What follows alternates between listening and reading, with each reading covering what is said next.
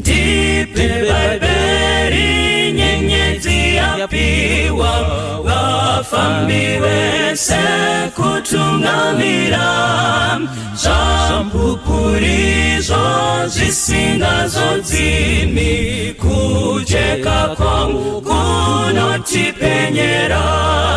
Ndipe Bibeli masoko machene dinotewera kujeka kwaro zikomedzo zvidzidzo mutemo nerudoze seza kumbanamo.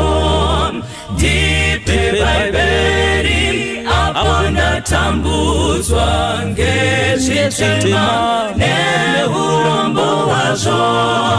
Ndipe mazviyo Jesu ataura kunditondedza aripo pedyo. Ndipe Bibeli masoko machene ndinotevera kujeka kwaro zvikomedzo zvidzidzo mutemo nerudoze sezvakumbanamo. Ndipe Bibeli ndinofamba naro rinditseure nezvakaipa mwenje weruponeso munedima kundipangidza nzira kudenga. Ndipe Bibeli masoko machene ndinotevera kujeka kwaro zvikomedzo zvidzidzo mutemo nerudoze sezvakumbanamo. Ndipe Bibeli mwenje weupenyu usingagumi newakanaka rindiratidze rujeko rwa Jesu rindionese mbiri kudenga. Ndipe Bibeli masoko machene ndinotewera kujeka kwaro zvikomedzo zvidzidzo mutemo nerudoze sezvakumbanamo.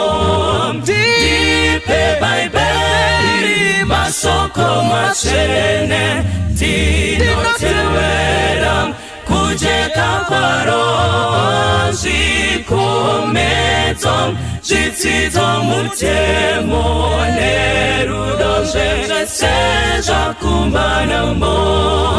Zvikomedzo zvidzidzo mutemo nerudoze sezvakumbanamo. Zvikomedzo zvidzidzo mutemo nerudoze sezvakumbanamo. Toda kutenda Mwari nenyasha dzake nengoni dzinogara nokusingaperi.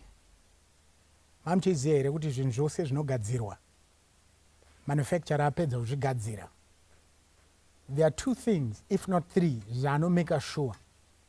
Number one, anomake sure kuti chinhu chaagadzira chamita standard.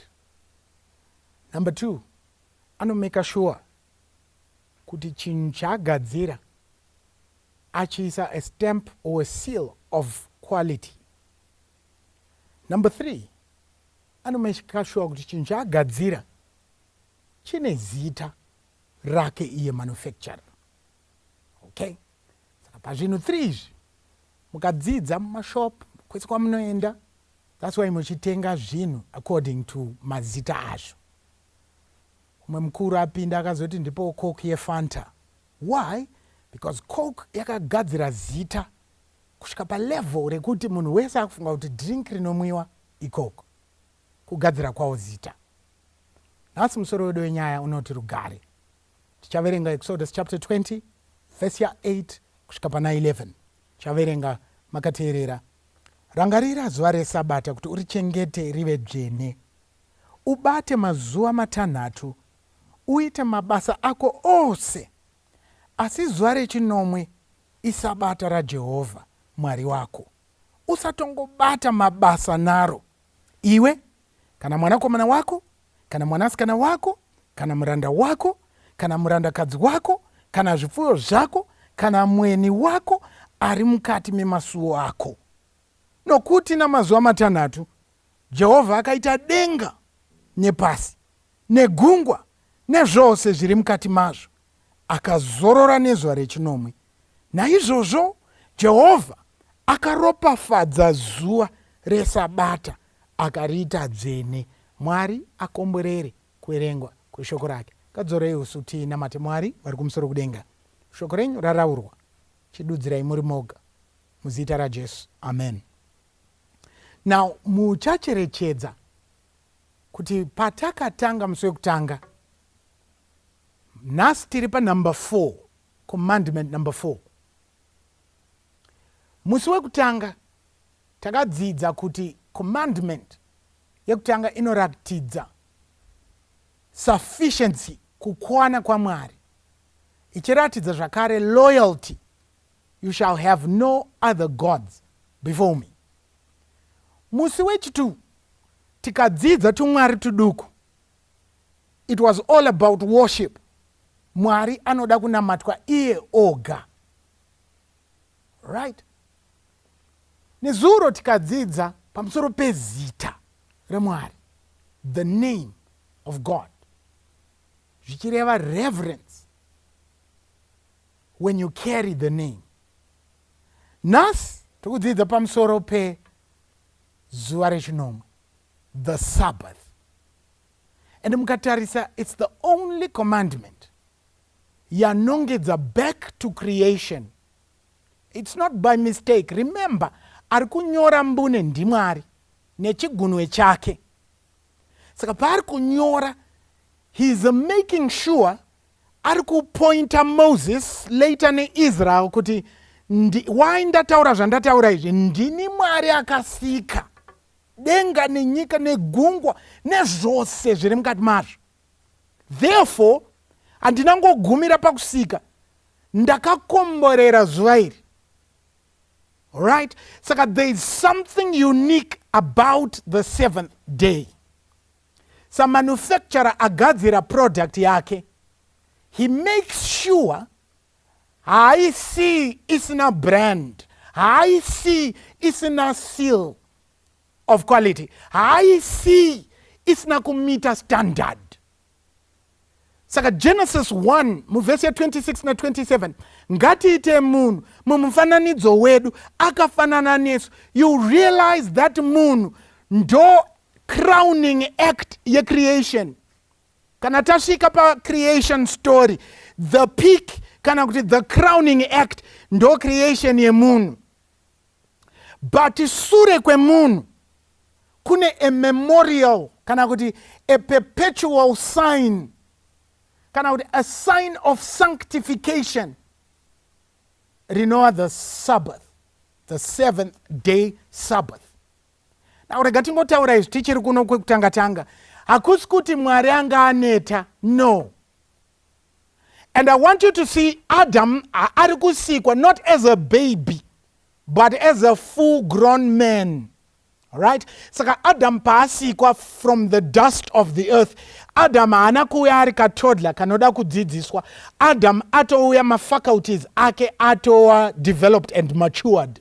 Saka paari kusikwa, ari kusikwa, and the next thing he's being introduced to is the Sabbath. Mwari obva muti, this day Adam, I have blessed it, I have sanctified it. Sanctified zviri kungoreva kuti I have set it apart. Alright?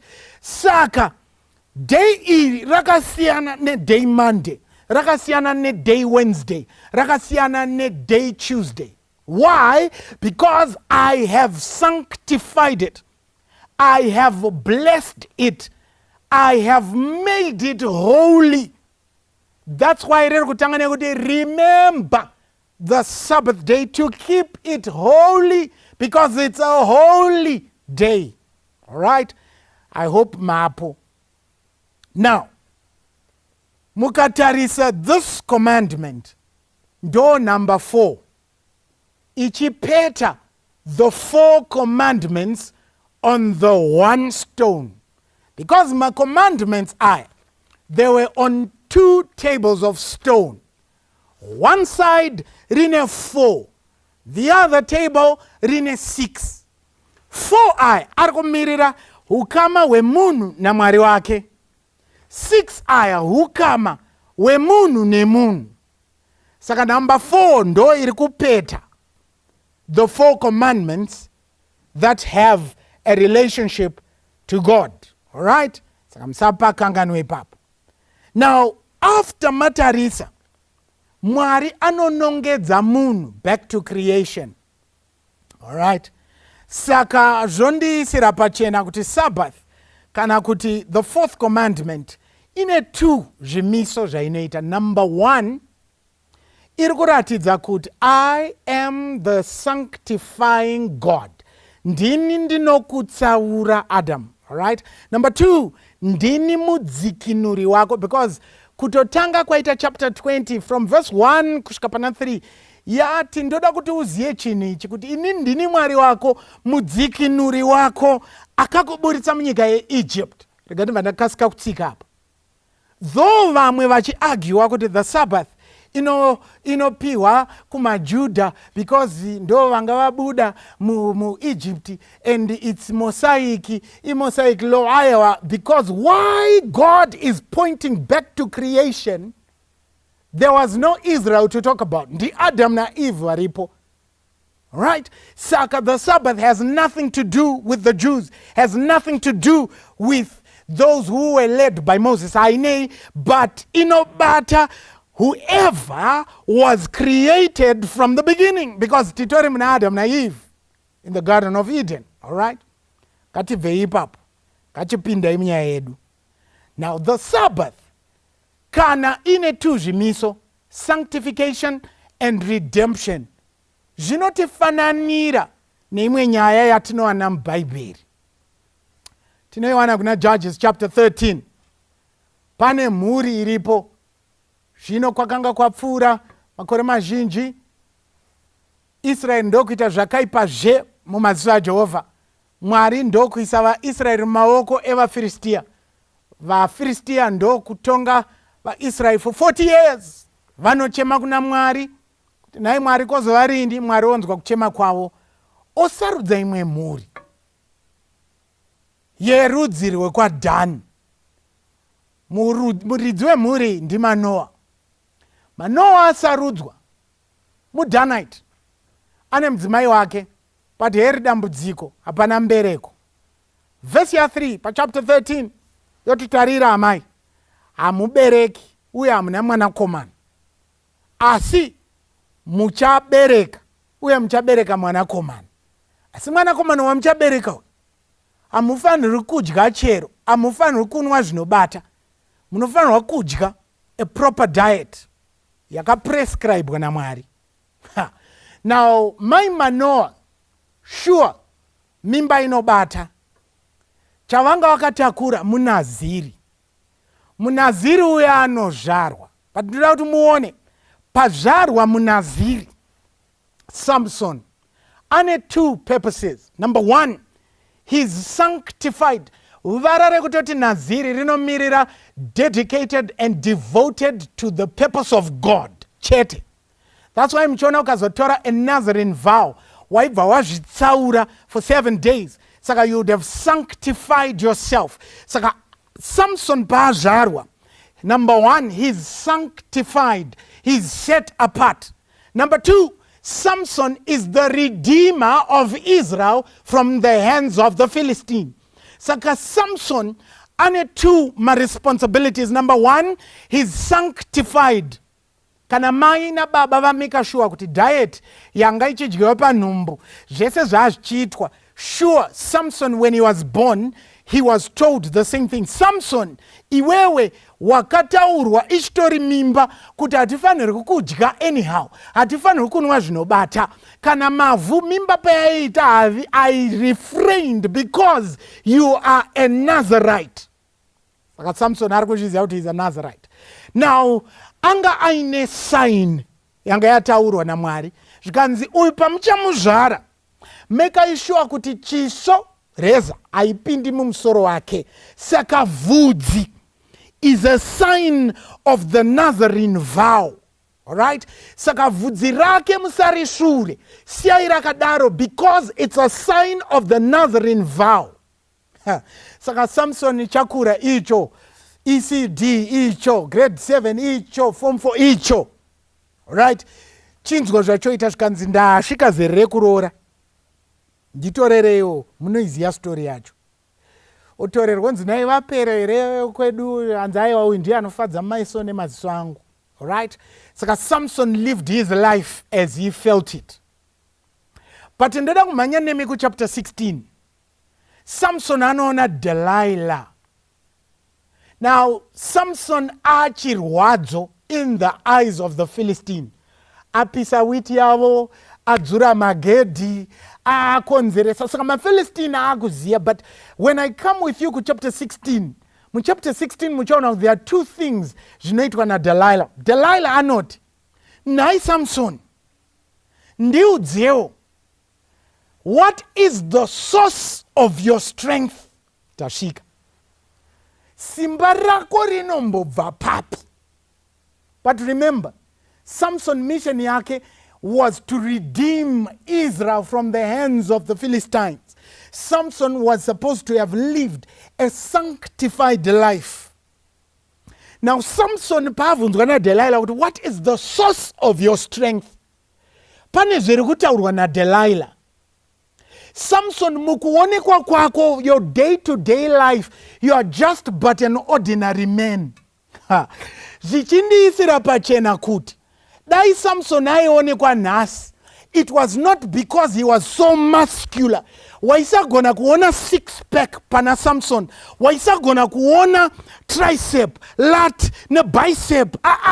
Waisaona zvese. When you looked at Samson, he appeared to be an ordinary man. Yeah.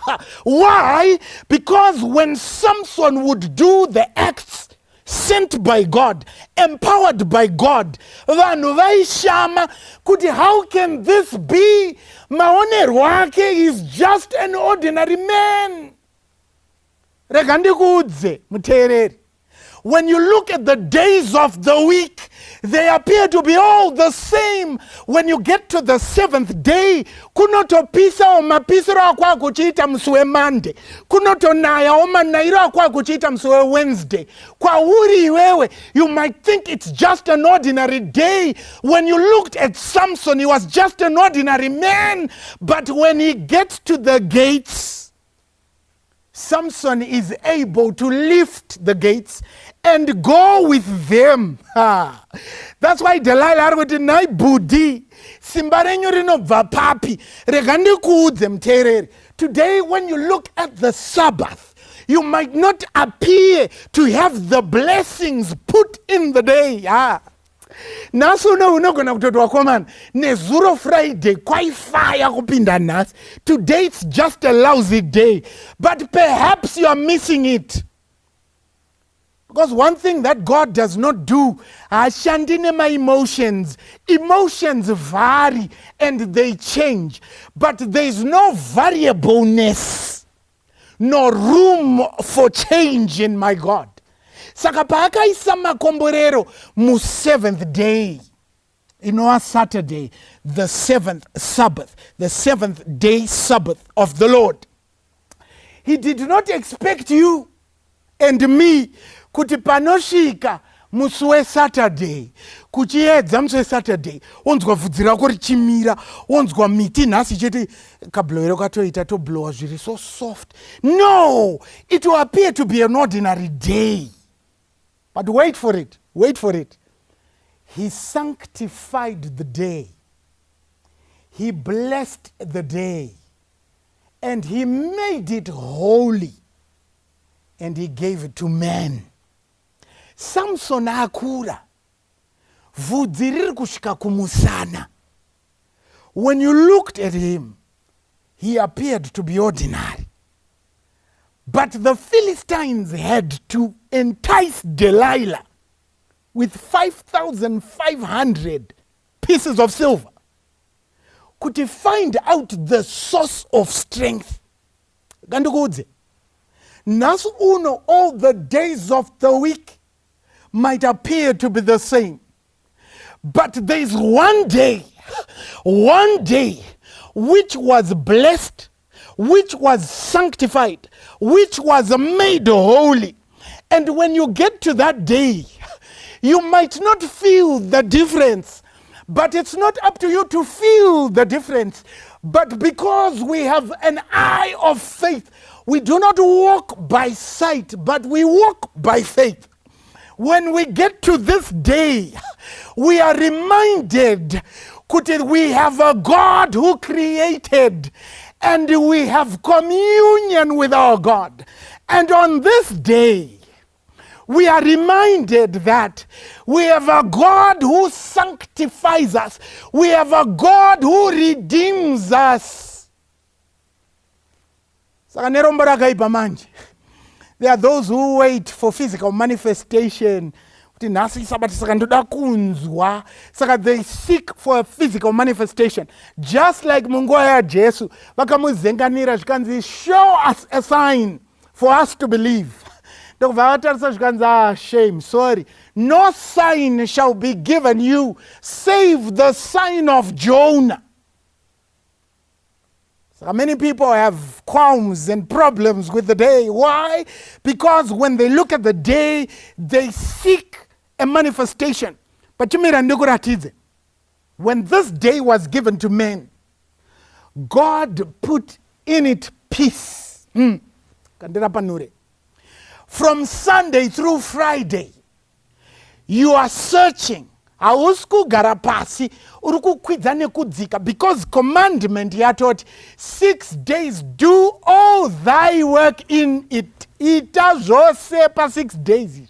Shanda, but on the 7th, it's a day of peace. Why peace? Hakuna peace kana rugare runose pasa. The communion of man and his maker. On this 7th day, man is communing with his maker. But Nerombara Kaipa, you're going to seek a physical manifestation. Nerombara Kaipa, you're going to seek a feeling. Nerombara Kaipa, you're going to seek that manifestation to convince you. But God does not work the manifestation of things because you only appeal to the emotion. God will appeal always to the intellect. Because chafungwa nefungwa. Chakasiana ne chafungwa ne my emotions. Emotions change. They vary. Saka Delilah answers Samson, tell me the source of your strength. Nerombara kaipa Samson anozoguma yielda. And Samson fails. Anobviswa maziso, oendeswa kutemberi ya Dagon nema Philistines, omutitamba, omita zvose. But I like his prayer. Because mukaverenga chapter 16 here, 28, anozoti Mwari, for the sake of mine eyes, this one more time, remember me. Vhudzi rakatanga kubuda zvakare. Rega nditaure newe muteereri. You've lived anyhow. And all these days of the week were the same to you. You've done what you want on the Lord's day. Like Samson, you've followed the dictates of your heart. Wakaita zvaunoda. And you never felt it. And it never showed. But this one more time, I now want to experience the communion of my Maker on this day. Because there are 3 things in any other day. There is blessing, sanctification, and it was made holy. If this is your plea, tomorrow, I also want to enter in this magnificent rest, this peaceful rest and experience you. This one more time. Kana chiricho chidiso chako namata neni. Mwari wari kumusoro kudenga toda kutendai, toda kuvongai. The day has just been like any other day, and it remains like any other day. But yet the day is powerful. Power rests in this day. Vurai maziso edu Mwari. Tione the blessings that you put. Above all Mwari, vurai understanding edu. Tione kuti the day signifies your sanctification and your redemption. Kimi Mwari anoti sanctify. You set us apart. Muchisarudza Abraham, you set him apart. Muchisarudza Israel, you set him apart. Nyangwe na nasi, you're still setting apart your own. Awanoita kuda kwenyu. Anomira pashoko renyu. Set us apart. But above all, Mwari, toshuira to experience the blessings you put in the day. Toshuira to experience the communion with you, our Maker. Above all, toshuira to experience your redemption. For your redemption has drawn nigh. Nyika yasakara senguo yakunopetwa. Only those who stand on your word shall be saved. Nesuo Mwari, tinoda kumira pashoko renyu. Tibatsirewo nekuti toga hatina simba. Nyasha dzenyu nerudo rwenyu zvigotiteera mazuva edu ese upenyu. Hatikumbiri muzita romunhu, because tine zita rogara takapiwa pasi pedenga. 1, kuti kana tikadana naro tinoponeswa. Zita riri raJesu. Anotenda wose ngati amen. Amen. Mwari akuitirei zvakanaka. Tichasangana kurwizi, apo kune kupenya, mvura yakanakisisa, yabva kuna Jehova. Unde twasangana iyo, parwizi rwakanaka kudenga. Twasangana nevanoyera pachigaro cha Mwari. Iyo pagombe perwizi rwakabvira kuchena. Tichafamba nekutenda nguva dzese twafara. Unde tosangana iyo, parwizi rwakanaka kudenga. Tosangana nevanoyera pachigaro cha Mwari. Kurwiziro runopenya, mitoro ticharasa. Tosunungurwa nemutsa, togashira chiremba. Unde tosangana iyo, parwizi rwakanaka kudenga. Tosangana nevanoyera pachigaro cha Mwari. Tosvika nekukasika, nerwendo ruchapera. Moyo yedu ichafara, ngeriyo rwekutenda. Unde tosangana iyo, parwizi rwakanaka kudenga. Tosangana nevanoyera pachigaro cha Mwari. Unde tosangana iyo, parwizi rwakanaka kudenga.